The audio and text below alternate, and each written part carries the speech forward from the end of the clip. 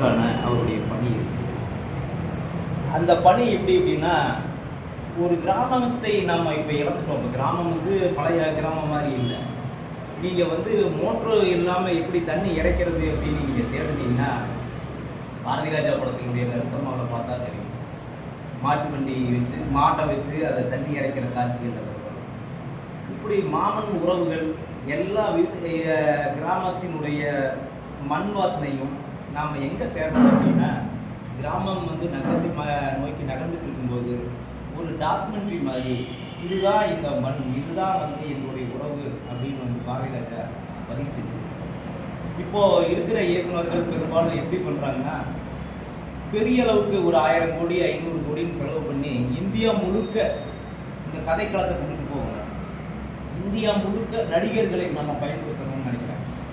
ஆனால் கதை உலகளவுக்கு பேசப்படணும், பெரிய அளவுக்கு வெளியில் பேசப்படணும்னா இடத்தை அதிகப்படுத்துறது இல்லை, இடத்தை சுருக்குவது. ஒரு கிராமம் அளவுக்கு கொண்டுட்டு வந்து, ஒரு வீடு அளவுக்கு கொண்டுட்டு வந்து அதிக கேரக்டர்கள் இல்லாமல் அந்த காட்சிப்படுத்துவது இருக்கு இல்லையா, அதுதான் வந்து உலகளவுக்கு பேசப்படுது. அதுதான் வந்து எல்லா நாடுகள்லேயும் கொண்டாடப்படுது. நம்ம வந்து பெரும் படங்கள் அப்படின்னு சொல்லிட்டு அது கடத்துற எல்லா மாநிலத்து நடிகர்களையும் போட்டு கஞ்சா கடத்துறதையும், எந்த மாநிலத்தில் பார்த்தாலும் எந்த டிஸ்டர்பும் இல்லாமல் இருக்கிற மாதிரி படத்தை எடுத்துட்டு இருக்காரு.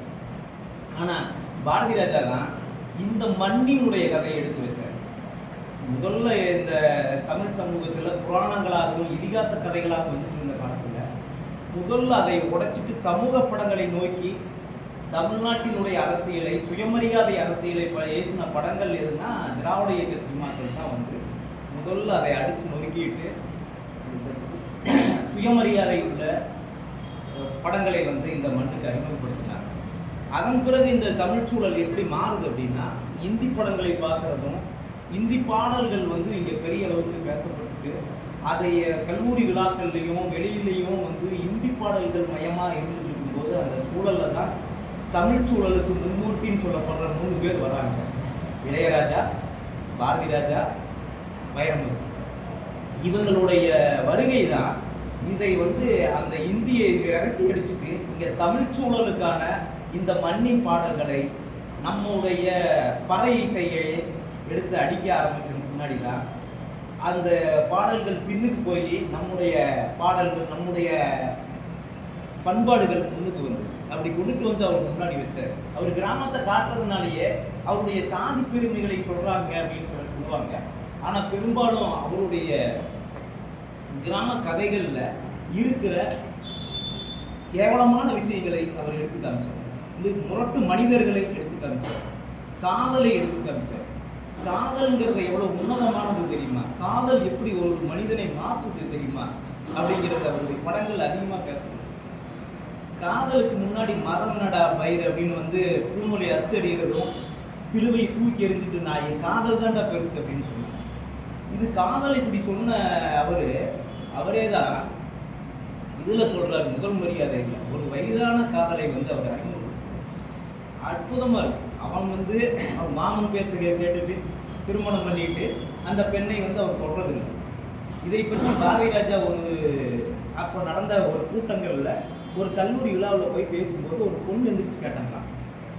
இதுவரைக்கும் வந்து இருக்கிற படங்களில் ஆண் தப்பு செஞ்சுட்டு வருவான், இன்னொரு பெண்ணோட போயிட்டு வந்துடுவான், ஆனால் ஒரு பொண்ணு ஏற்றுப்பா. ஆனால் ஒரு பொண்ணு வந்து தவறிட்டா அப்படிங்கிறக்காக அந்த பொண்ணை அவர் தொடாமல் அது ஒரு எச்சப்பட்ட பொருளாக வந்து நீங்கள் அந்த பொண்ணை நீங்கள் தொடவே இல்லையே, கடைசி வரைக்கும் அந்த பொண்ணின் குரலாக நீங்கள் அந்த படத்தில் பேசவே இல்லையே முதல் மரியாதையில். அந்த அம்மா குடும்பமாக என்ன செஞ்சாங்க, அந்த அம்மா பேர் என்ன, பொன்னாத்தா என்ன செஞ்சாங்க, அந்த பொன்னாத்தாவை நீங்கள் இப்படி பழி வாங்கிட்டீங்க அப்படின்னு கேட்டங்காட்டியும் பாரதி ராஜா சொன்னார். நான் வந்து இந்த கதையை விவாதிக்கும் போது கலைமாமணியோ இல்லை எங்கள் உதவி இயக்குநர்களோ யாருமே வந்து இந்த மாதிரியான ஒரு விமர்சனத்தை முன்னாடி வைக்கணுமா, அப்படி வச்சுருந்தா இதை பற்றி நாங்கள் யோசிச்சிருப்போம், நாங்கள் தவறு செஞ்சுட்டோம், அந்த பொண்ணின் பார்வையிலேருந்து நாங்கள் படத்தை பார்க்கல, நாங்கள் பார்த்தது இந்த ஆணின் பார்வையிலேருந்து நாங்கள் பார்த்துட்டோம் அப்படின்னு சொல்லி அதுக்கு விளக்குனாராம்.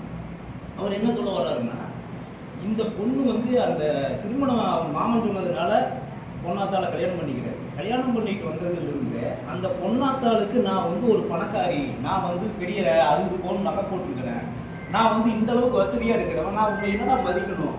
நீ வெறும் பையன், வெள்ளை வேட்டி வெள்ளை சட்டையும் போடாதோ இங்கே வந்துதான்டா போட்ட, நீ வெறும் ஆட்டோ ஓட்டிட்டு இருந்தவன் தானே அப்படின்னு ஒரு இலக்கார பார்வை தான் அந்த பொண்ணுகிட்ட இருந்துகிட்டே இருக்கும். அந்த மனைவி வந்து ஒவ்வொரு முறையும் அவனை பற்றி பேசும்போது ரொம்ப இலக்காரமாக பேசிட்டே இருக்கும். நீங்கள் ஒரு மூட்டை நெல், அதாவது வேலை செஞ்சுட்டு இருக்கிறவங்களுக்கு ஒரு மூட்டை நெல்லை நீங்கள் பிரிச்சுக்கணும்னு சொல்லிட்டு வரும். நீ யார்? உன்னுடைய இடமா? எங்கள் அப்பங்காடு, நீ எப்படி அதை கொடுக்கலாம்? இவளுக்கெல்லாம் வந்து முந்தாணி விரிச்சாளுகளா? இவளுக்கெல்லாம் நீ வந்து நல்லா பிரித்து கொடுக்குறேன்னு சொல்லி கேவலமாக பேசும்போது அந்த அம்மா வந்து இந்த அம்மா இவரை திட்ட அந்த பொம்பளைகள்லாம் கொண்டு வந்து வாங்கின அம்மாவை வந்து அப்படியே கூட்டிகிட்டு போயிடுவாங்க. இதை அவமானமாக அவன் போயிட்டு இருக்கான்.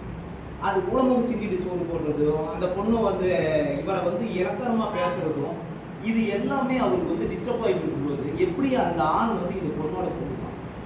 இந்த ஆணின் பார்வையிலிருந்து படம் பேசப்பட்டது, எல்லா பார்வையிலிருந்து நம்ம பார்க்கலாம். அந்த ஆணின் பார்வையிலிருந்து அந்த பொண்ணுக்கு எப்படி காதல் வரும்? காதல் வராது. அப்படி இருக்கிறவங்க எப்படி காதல் வரும்? உண்மையில் அவனுக்கு காதல் வந்ததுன்னா எப்படி வந்தது? குயிலில் இருக்கிற அந்த பொண்ணுகிட்ட தான் காதல் வந்தது. அந்த பொண்ணு இவன் மேலே உயிரையே வச்சுருந்தா. அவருக்கு வந்து மீன் பிடிச்சி தரதா இருக்கட்டும், அவனுக்கு வந்து கைகளிட்டு வந்து அவளுக்கு சாப்பாடு போடுறதும், மலத்தண்ணியில் இது பண்ணிட்டு வர்றதும், இவருக்காகவே உருகுன அந்த பொண்ணு. அந்த பொண்ணு வந்து இவ்வளவெல்லாம் செஞ்சுட்டு இருக்கும்போது உங்கள் மனசில் நான் இருக்கிறேன்னா அப்படின்னு கேட்கும்போது, என்ன நீ இந்த வயசுக்குள்ள, நீ சின்ன புள்ள, நீ இந்த மாதிரி சொல்கிறியா அப்படி இப்படின்னு பேசும்போது கோபம் வந்து அடிச்சு போடுவார். நீ வந்து என்ன வயசு, ஏன் வயசு என்ன அப்படின்னு சொல்லி அடிச்சுடுவார். ஆனால் அந்த ஆளுக்காக ஒரு வில்லன் வரும்போது இவனை விட்டோம்னா இவங்க குடும்பத்தை கெடுத்துருவாங்கிறதுக்காகவே அடித்து அவனை ஆத்திலேயே கொண்டு போட்டு சிறைக்கு போயிடும். சிறைக்கு போயும் எதனால் நம்ம உள்ளே போனோம் அப்படிங்கிற விஷயத்த அந்த வீடு பேசவே மாட்டான். சிவாஜி போய் என்ன நான் ஆதார்ல எவ்வளோ செலவானாலும் சரி நீ வெளியிடுக்கிறேன் அப்படின்னு சொல்லும்போது, அப்படியெல்லாம் எதுவும் எடுக்க வேண்டாம், அப்படி எடுக்கலைன்னா தான் நான் அந்த கதையை சொல்லுவேனுங்காட்டி இதுதான் குடும்பம்மாவுடைய காதலன் வந்தான், இந்த மாதிரி நான் ஊருக்குள்ளே போய் சொல்ல போகிறேன்னு சொன்னப்போ நான் அடிச்சிட்டேன் அப்படின்னு சொல்லும்போது, என் குலசாமி இன்னைக்கு நான் உன்னை என்ன தான் பண்ண இது ஒன்று கையெடுத்துட்டு அவர் வந்து கும்பிட்டு அந்த காதல் உருகிற காட்சி இருக்கு இல்லையா அந்த வயசான காலத்தில், அப்போ அவள் கேட்பா, இப்போவாது சொல்லியா உன் மனசில் நான் இருக்கிறேன்னா அப்படின்னு கேட்பான். அப்போ அவன் சொல்லுவான், என் மனசில் நீ தான் இருக்கிற, நீ மட்டும்தான் இருக்கிற, உனக்காக நான் எவ்வளோ காலம் வேணாலும் நான் காத்திருப்பேன் அப்படின்ட்டு போய் அந்த வயதானவர் வந்து காத்திருப்பேன். இதுதான் அந்த காதல்ங்கிறது. அந்த முரட்டு மனுஷனுக்குள்ளேயும் ஒரு காதல் வரும். அந்த முரட்டு மனிதனுக்குள்ள